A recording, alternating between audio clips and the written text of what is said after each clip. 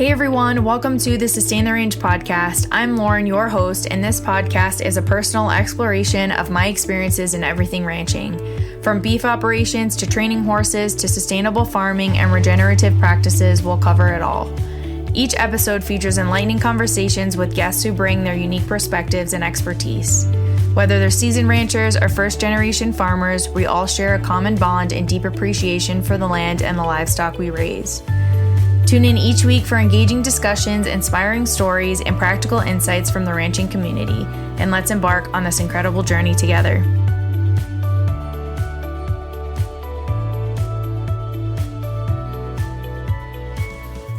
Hello, everyone. This is one of my first episodes on my new podcast, and today I wanted to talk to you guys about lessons that I've learned from horses and how they have helped me throughout my life and how they're helping me in my life currently. I am not an expert trainer. I did not grow up around horses, but I've always had a love for horses, and I've always had the desire to work with them.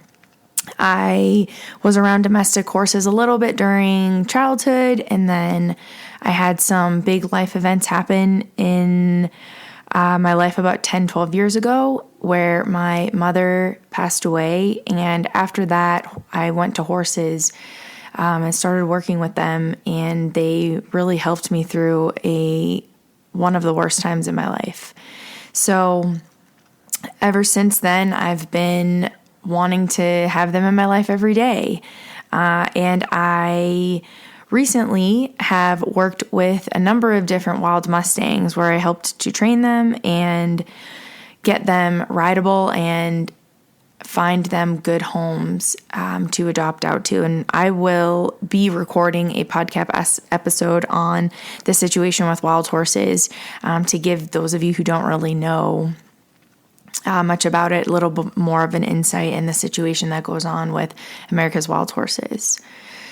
So today I really wanted to focus on the lessons I've learned. I have been facing a lot of this in my life, especially over the last several months, and I seem to always turn to horses for the answers. Sometimes they're not always the answers that I want to hear, but horses have taught me more than I could have ever imagined. So, let's start with leadership. I have learned the key to building a relationship with horses is not only do you have to be a leader for that horse, but it really makes you stop and think about how you are becoming a leader in your life and how you are leading your life. I'm working on becoming a better leader every day, and I've had to do a lot of self-reflection lately in my life, especially when it comes to finances and relationships, future plans and dreams. And I've really had to take a hard look at myself in the areas that I thought I might be doing things and being self-aware, but I really wasn't. And I was trying to force it under the rug and look away from it until it has built up so much where I have not been able to push it under the rug anymore, and I've had to force myself to really take a good look at me, and especially in areas of finances where I can clean up my budget a little bit and things like that, and future plans for what I want to do to accomplish my dreams and my goals. And a lot of that has led me to realize that I have been really scared to take the leap. I've been really scared to take action on my dreams, and me recording this podcast is a huge step, and I've been wanting to record a podcast for quite some time. And what the difference is today is that I just decided, you know what, I'm just going to do it today. And it might be messy, it might not make any sense, I might be rambling a lot, but you know what, I'm doing it, and I will get better and better at it every time I do it. My other reasoning is for really wanting to share my love of horses and how much they have influenced my life, but also to help people who might be struggling in the same areas that I am.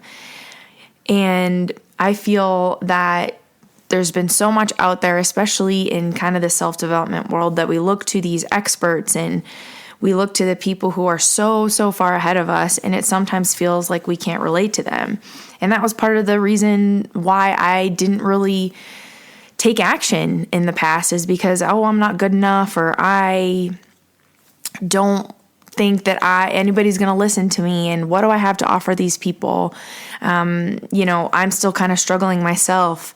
But what I've realized is that the people that I have related to most are the ones who haven't figured it all out, are the ones that are going through the really hard times and trudging through the mud and just trying to figure it out as they go, but they're doing it. And that is a really important part for me. So taking a hold of leadership in your life is such a broad term, I think, because we can really make it feel like it's intangible, and we can make it feel like if we don't feel good about ourselves, or we don't feel like we're a natural born leader, then, how can I take leadership in my life? But what I'm doing right now is, even if I'm not fully there yet, even if I'm still struggling, even if I'm telling myself, I'm not a great leader, taking those little steps every day to prove to yourself that you can lead your own life. And even if that's just working on taking steps to exercise, or go to the gym, or eating healthy.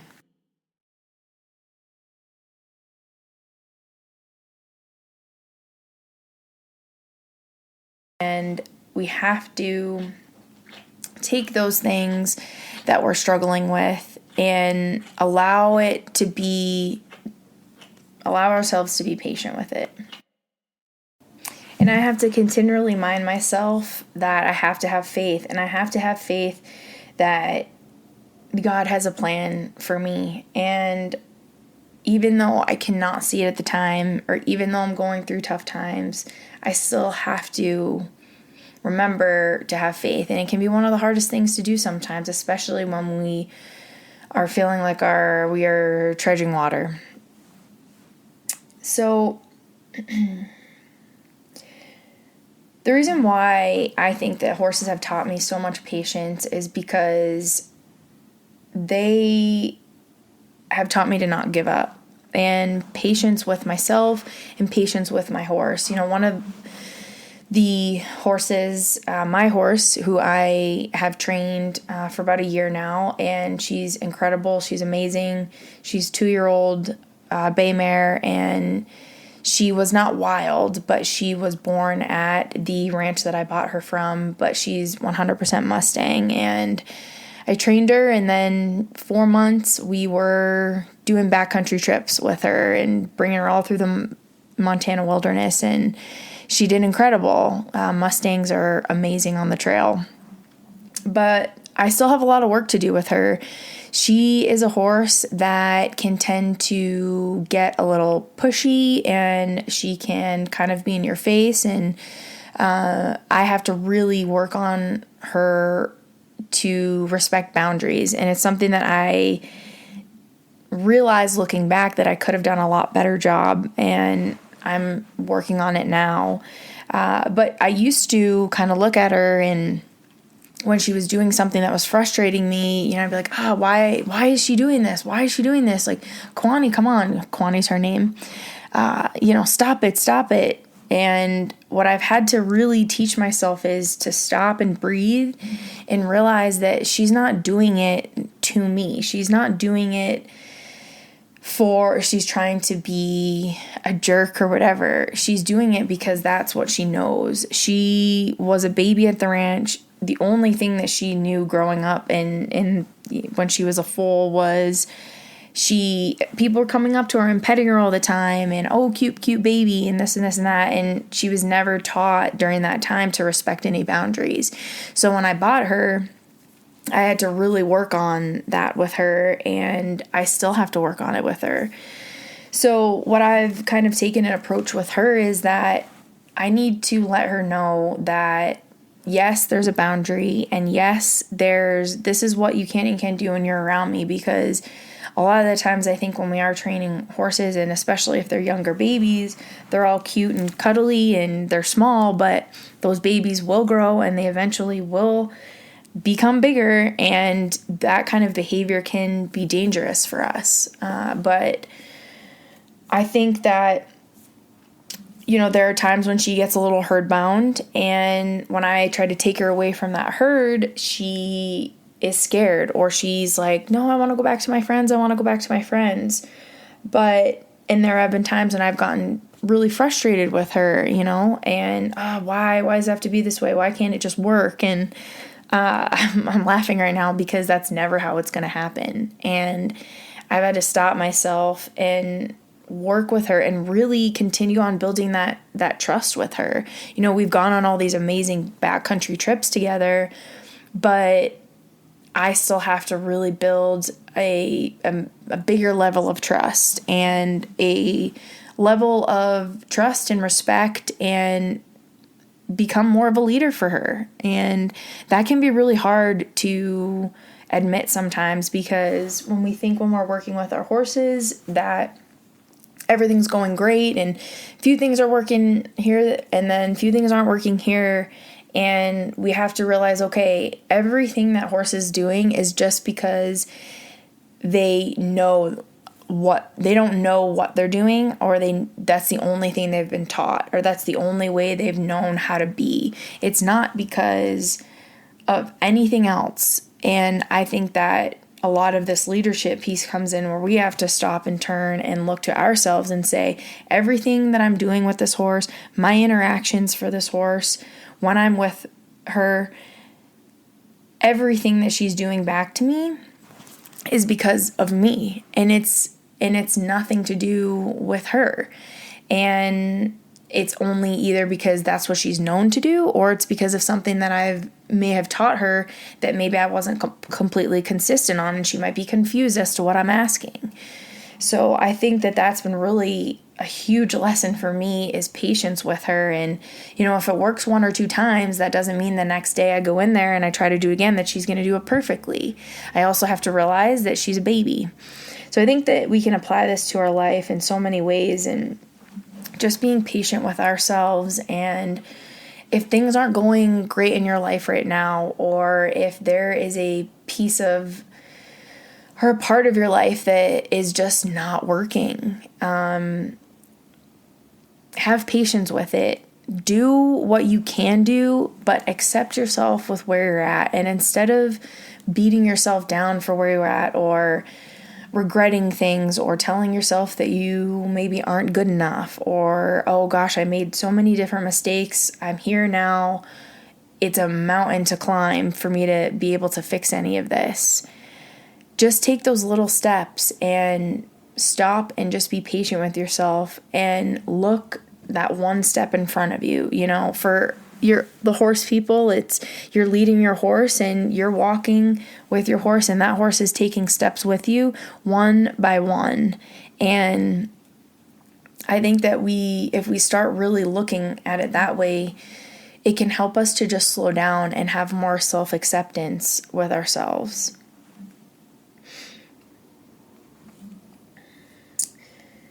I think it also really helps us to, another lesson that I've learned is to not give up. And if something's not working, when we've hit a wall or you've hit a roadblock and something isn't working in your training or in your life, our first reaction might be to give up, or, it gets too hard and I don't want to do this anymore, so I'm not good at this, and we just want to stop.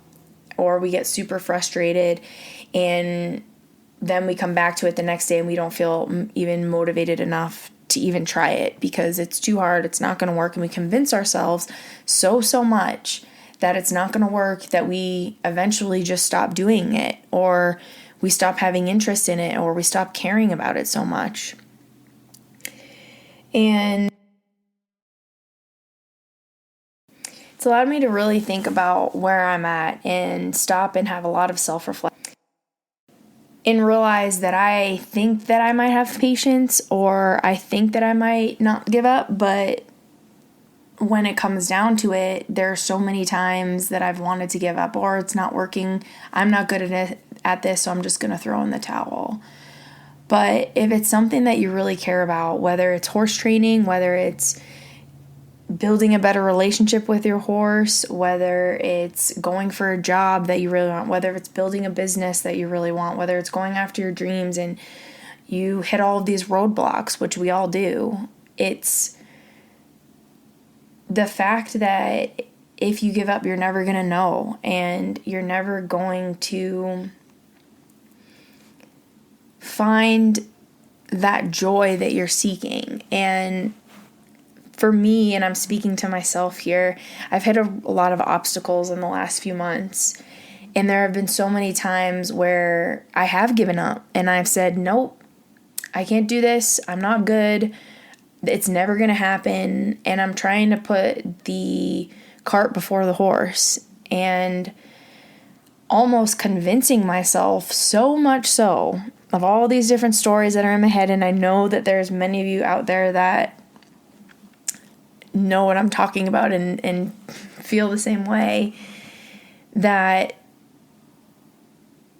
we can't let that get us down. And when there are those roadblocks, we just have to keep going. And what's really helped me in those moments is not only taking a step back and centering myself, and I'm still working on that too. I'm someone who struggles with anxiety, and very much so lately, but doing those little things, and even if I don't feel completely okay with throwing on a yoga video, I really don't want to do this right now, but I know at the end of these even 20 minutes that I'm going to feel slightly better, and I might have to take my anxiety that I'm feeling and the fears that I'm feeling and the overwhelming feelings through that yoga practice, but I know at the end of it I will feel slightly better. And I think that that's what we need to do sometimes. So I also think that reaching out to friends and family is a huge part. My friends and my family have really helped me through these hard times. So pick up the phone and call a friend. And if you're like me, I'm very hesitant to ask for help. I'm very hesitant to put my problems on people.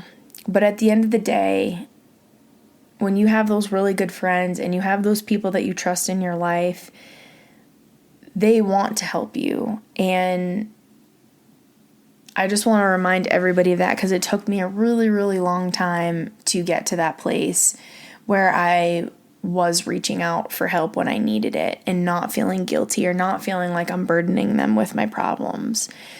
And if you don't have somebody that you feel like that about now, or, you know, I've gone to podcasts a lot of the times, and self-development podcasts and different ones that I've listened to, and listened to the people that I can relate to, and they've helped me through it. So try to find, or even try to find a mentor or somebody that you really look up to and admire. And even if you don't feel like you can fully trust them yet, or if you don't feel like you can, you know, tell them all of your personal issues, if you don't have that relationship built with them, then that's okay. Just go to them and ask for advice. And even just doing those little kind of things, I think, are super helpful in those moments. We have to allow ourselves to get messy and allow ourselves to not make sense. And even though we aren't there yet, we're getting better and better every day. And even right now, as I'm talking to you, you know, I have this internal dialogue that's telling me, oh, you're rambling, you're not making sense, you're saying too much. I just said it again. But it's the importance of showing up even if you don't feel confident. And one of my best friends said this to me actually a few days ago. She said that you're not going to feel confident going into something. You're not going to feel confident going into to building a dream. You're not going to be confident going into recording a podcast episode. And you might not feel confident going into that first interview for your dream. But what builds confidence is doing it. And every single day that you do it, and every single time that you take that step forward and put away those negative thinking thoughts just for a little while, even if you feel like you can't fully get out of your head for right now, just put them to the side. Kind of have a little visualization. Sometimes I do this where I have taken all those negative thoughts and in my mind, I picture them going into a little box or a little glass jar. And I just put the lid on it and put it on the shelf. And I can still come back to them. They're still there. I'm not going to erase them, but it helps me to just move forward and not think about it for a minute, which allows me then to take that first step in whatever I'm doing. So that is kind of all I had for today. I think horses are the most amazing animals, and I have such a appreciation for them. I have appreciation for the way that they are, the way that they have been so forgiving, and horses are so forgiving.